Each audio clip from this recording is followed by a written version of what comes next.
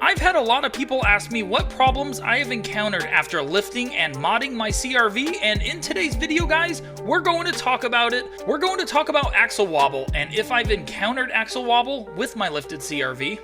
We're also going to talk about subframe drop kits and if I needed one with my 1.5-inch lift.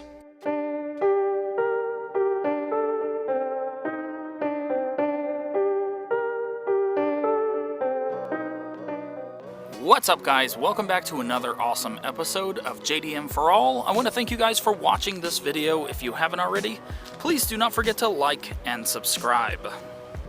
Welcome back to the channel, everyone, and today's video is about what kind of issues you can expect when lifting your Honda CRV. Basically, we're going to be talking about what kind of issues I have heard people have with lifting their CRVs and what issues I have actually dealt with. Also, there is a lot of construction behind me, so I do apologize for the noise. So obviously, anytime you modify your vehicle's suspension, it is going to act different. And there are positives and negatives with a lot of setups that you want to do with your vehicle. And my CRV is sitting on a 1.5-inch HRG Engineering Spacer Lift Kit.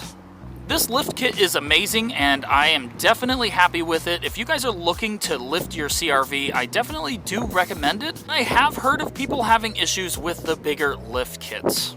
So I have heard of people having axle wobble issues and other issues with the bigger lift kits, but the 1.5-inch lift kit, which is what I have, I don't think they have this problem as much, and I do not have any axle wobble issues, which is very good.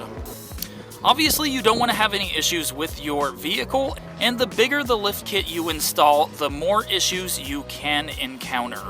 And I do not have a subframe drop on this vehicle. A lot of people ask me that as well, and I did not need it.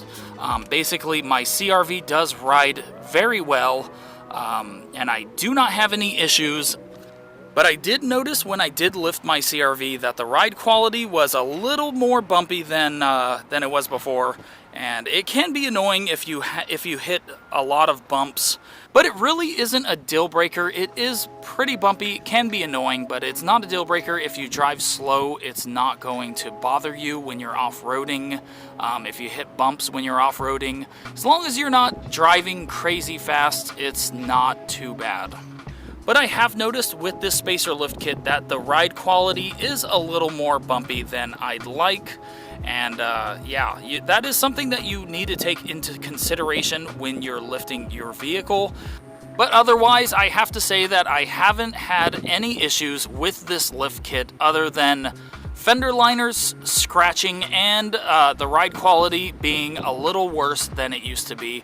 Not a big deal, definitely not a deal breaker, and I do not regret lifting the CRV at all. I think it looks great and I am very happy with it, guys. So I hope that answers a lot of your questions. A lot of people have been asking me questions about this lift, like if I have a subframe drop, what kind of issues I've had, if I have axle wobble. I don't have axle wobble, thankfully, and I believe that is because I did not go too big on the lift. I was lucky. My brother actually recommended the 1.5-inch lift because that's what he put on his CRV, and it ran very well. And his CRV didn't really have any drive issues as well, so yeah. So one of the issues that I did run into with my CRV is rubbing, and that is with this plastic inner fender liner. And I basically only have a problem with this plastic rubbing when I am in reverse with my steering wheel basically turned and locked all the way one way, left or right.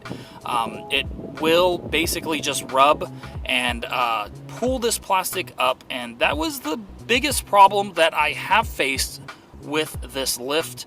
And the bigger tires. Obviously, I do have bigger tires as well. I do have 235/75/15s, and those do grab onto this plastic really well. I mean, look at this tread.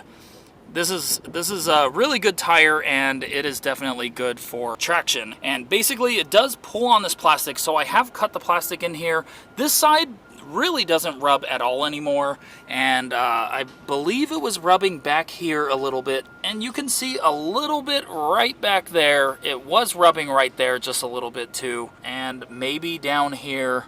But for the most part, it does not rub too bad anymore. But that was the biggest issue that I had, was the wheels rubbing on the plastic fender liner in here. And that is basically fixed on this side for the most part. And that's why it is a lot shorter on this side. And that's because I did cut it a lot. And I did cut this side as well. This is the passenger side, and this side still rubs. I did cut it a lot, and as you can see right there, it is a lot shorter than the other side, and it still rubs. And that's probably because of the turns that I do take out of my driveway. It does rub a lot more on this side, and this side is cut. It's not a big deal, and it basically is just annoying. It's not going to hurt the vehicle or anything, and it might wear down my tire just a little bit more, but it's not a big deal. And I don't think it rubs back here too much. If it does, you can't really tell. But these are awesome tires if you are lifting your CRV. I do recommend getting bigger tires. And if you guys were wondering, these are Road 1 Cavalry tires. I've talked about them a few times on this channel. They are 235/75/15s, and they are mud tires. And the tread is super aggressive. I really like these tires, and they do look great. I've owned them for a while. I believe it's been a little over a year. They are amazing tires, and look at that tread. And the fit is pretty close, but yeah, they fit great. Look at that. They definitely do fit great. So I have been meaning to make this video for a while to let you guys know of what issues that you can encounter when lifting your CRV. And basically, the fender liners rubbing was my biggest issue. Also, if you guys are wondering, I am running a spacer, a wheel spacer on the CRV. You can see it right there. I have a 1-inch wheel spacer on the CRV. I believe it is aluminum. And it does look very aggressive. It definitely does have a more aggressive look. And look at that. Definitely looks great. And before, with the stock wheels, they used to actually be inside of the fenders. When I installed these wheel spacers, they did pop out a little bit. But look at that. Definitely an aggressive look. And I don't think you need these wheel spacers when installing these bigger tires. I'm not exactly sure, but I did install these wheel spacers when I still had the stock tires on this vehicle, so I couldn't tell you for sure if you would need them to clear these bigger tires. Very happy about this, guys. I hope this answers a lot of your questions and helps you guys out a lot. Thank you guys for watching. Thank you for making it this far, and I will see you guys on the next video.